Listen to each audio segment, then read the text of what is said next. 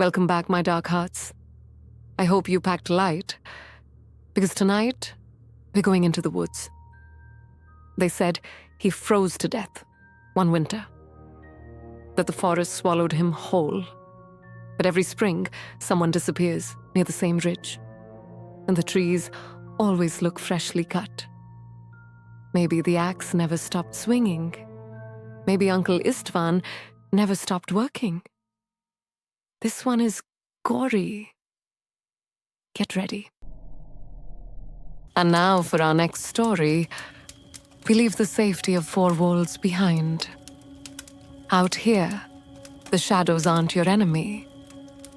It's the man who waits in the trees. The one they call Uncle Istvan. They weren't from the town. Just travelers. A family of four looking for a quiet night under the stars. They pitched their tent in a clearing, lit their fire, roasted marshmallows, told stories to keep the children laughing. The smoke curled upward into the dark, vanishing into the black canopy above. The parents thought they'd found the perfect spot. Secluded, silent, too silent. They didn't know what the locals knew, that no one camped near the leaning cabin at the edge of the tree line. It stood half swallowed by moss, its roof caved in like a skull, windows blank and hollow as eyes. The wind never touched it. No birds nested on its beams. To the townsfolk, that cabin was more than abandoned. It was claimed. They called it Uncle Istvan's place. Once, he'd been a logger, a giant of a man who could split a tree with a single swing. But the forest had taken him in winter, crushed, buried, left beneath the weight of his own axe.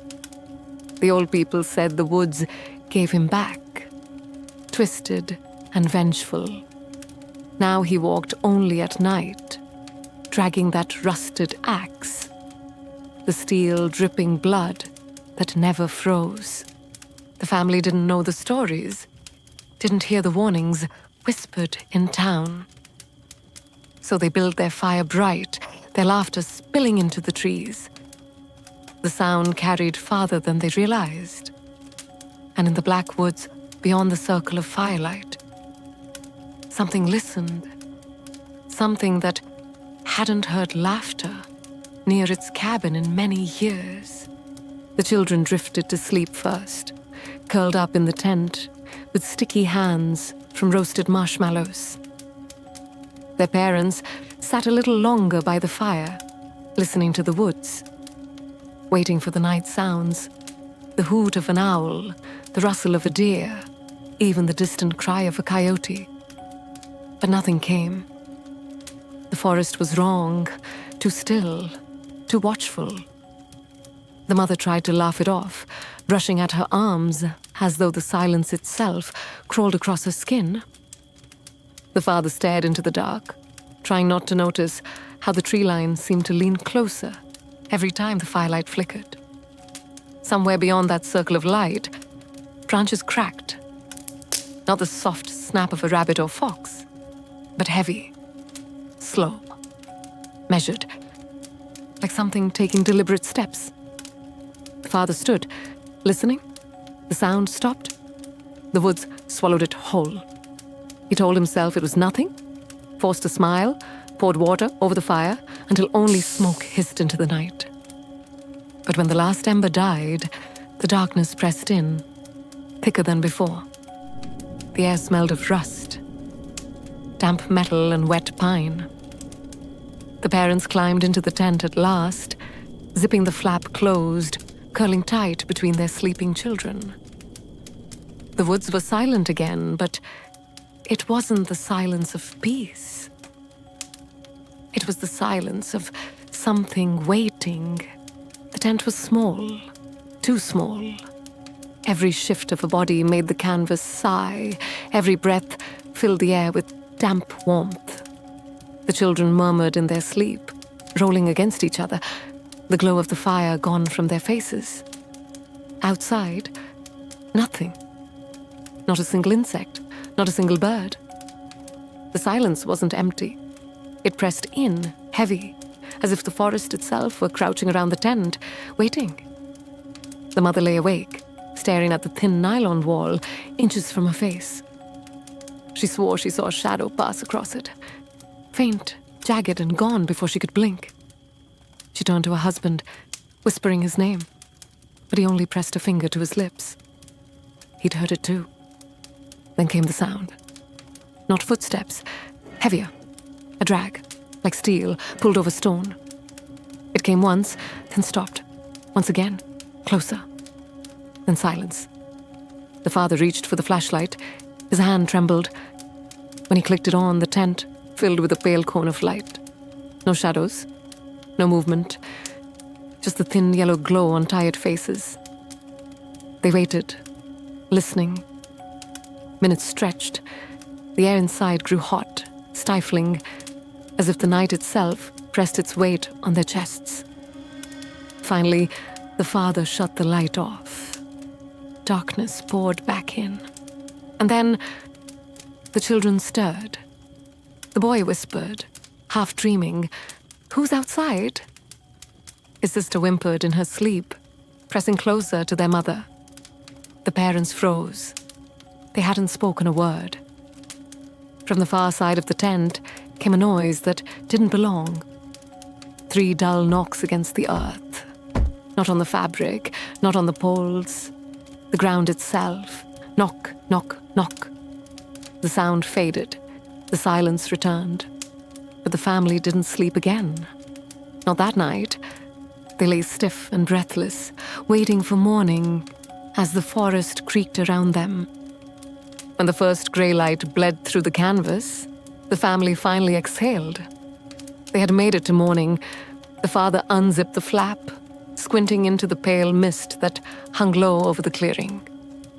For a moment, it felt safe, normal, the kind of morning campers dream about. Cool air, soft light, silence. But the silence was still wrong. It wasn't the gentle hush of a forest waking up. It was heavy, watchful, full of things unsaid. The fire pit was cold, though he'd buried it deep in ash. A single log lay cracked in two, as though split by something sharper than stone. He frowned at it, brushing ash from the cleft. The cut was too clean, too deliberate. The children tumbled out next, yawning, rubbing their eyes. They ran toward the tree line, laughing, chasing each other through the fog. The mother called after them, forcing brightness into her voice, but her hands shook as she folded the blankets. She hadn't forgotten the knocks. She couldn't. Then she saw the first mark. On the birch closest to the tent, 3 deep gouges carved straight down the trunk. The wood inside was raw, fresh, wet.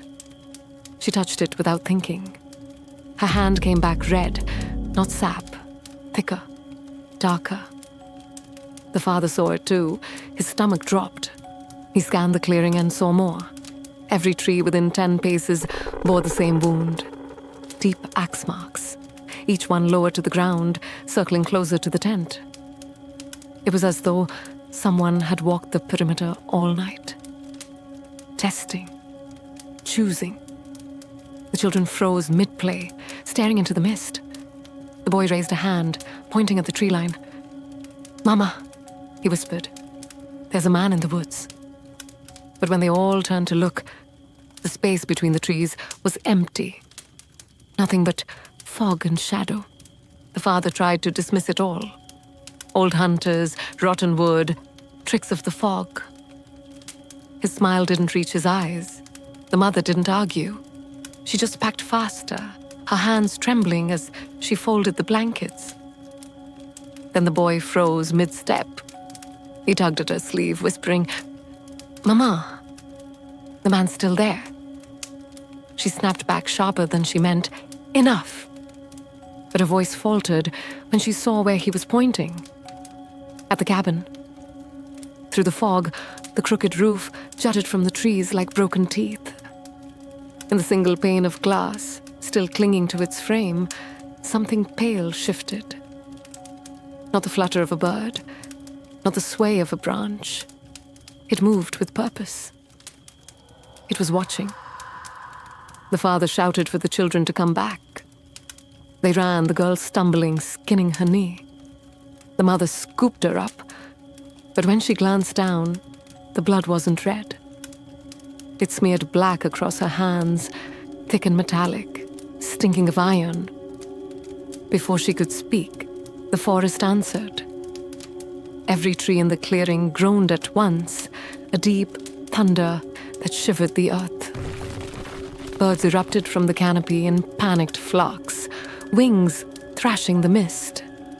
The children clamped their hands over their ears, screaming. And then it stopped. The forest fell quiet, as though the sound had been swallowed whole. The axe scars on the trees had changed. Dark rivulets seeped down the bark, dripping into the soil. Each hissed as it touched the ground, curling into smoke that hung low across the roots. The father staggered back, clutching his mouth. The mother's hands shook so violently, she dropped the blanket she was holding. And from somewhere in the cabin came a sound, faint, deliberate. Tap, tap, tap, steel on wood, a patient rhythm, a warning. The mother's hands shook as she shoved supplies into the bag. The father snapped at her to move faster, his voice breaking with panic. Neither of them noticed the boy slipping toward the trees. He was only chasing the ball he'd dropped, rolling gently into the fog. By the time they looked up, he was gone. The girl screamed his name. The parents tore through the clearing, shouting, their voices cracking against the trees. Silence answered them. Silence. And then a sound that cut the air in two. A child's scream. It came from the direction of the cabin. High, desperate, echoing through the mist. The mother staggered toward it, the father grabbing her arm, begging her to stop. But the scream rose again, sharper this time, carrying a note that no child should ever make.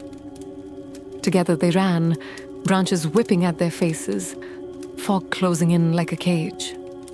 The cabin loomed out of the mist, its windows black and watching. The scream tore through the clearing once more, this time ending in a choked, gurgling cry. And then silence. They stumbled into the clearing, hearts pounding. The cabin leaned against the pines like a corpse propped upright, its roof sagging, its door crooked and split. The scream had come from here.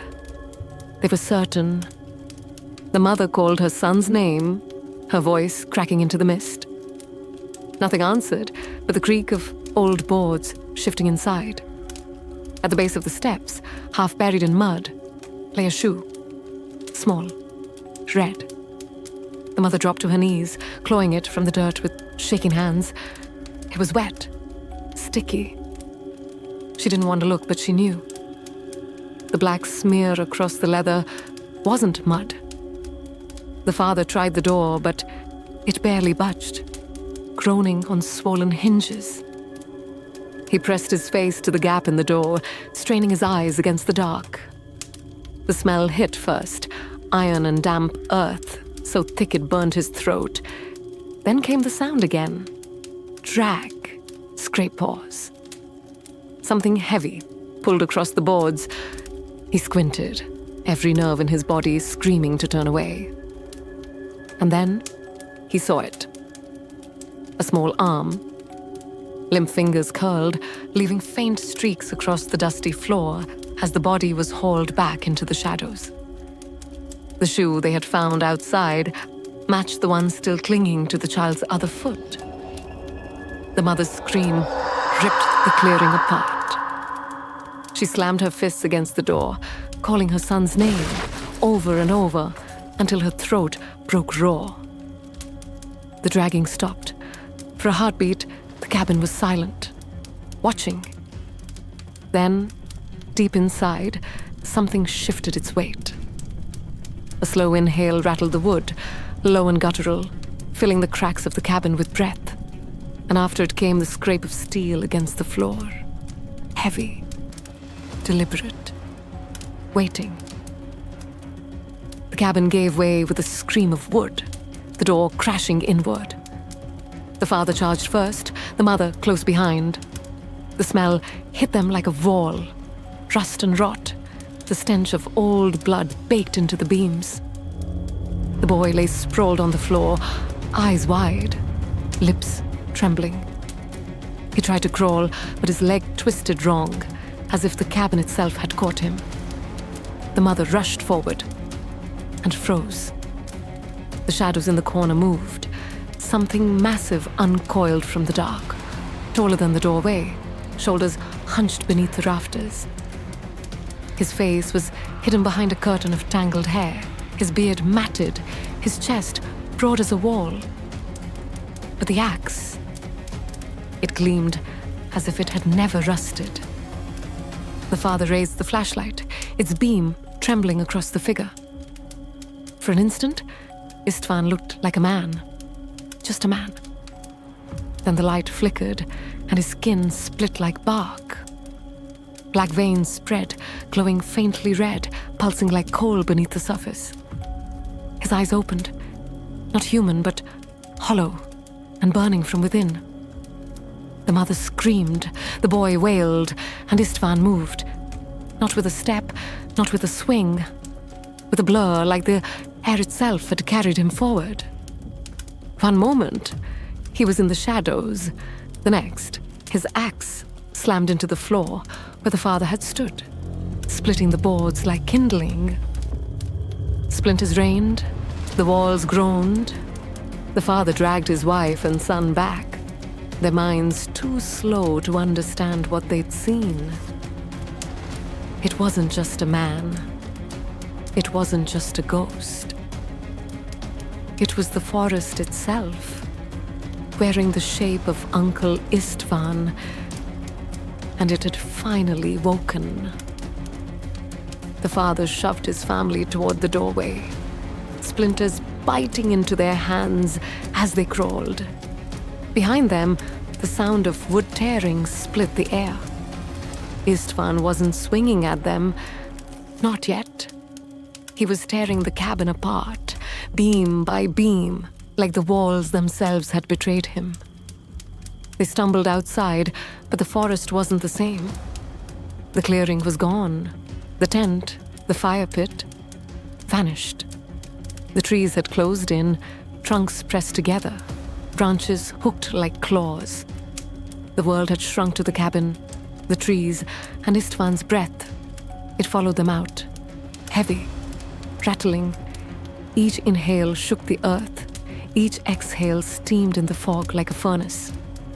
The axe scraped the threshold as he stepped into the open, sparks spitting from the blade. He didn't rush. He didn't need to. The father screamed and charged, swinging a broken branch like a spear. It snapped uselessly against Istvan's chest. The giant caught him by the throat, lifting him into the air with one hand.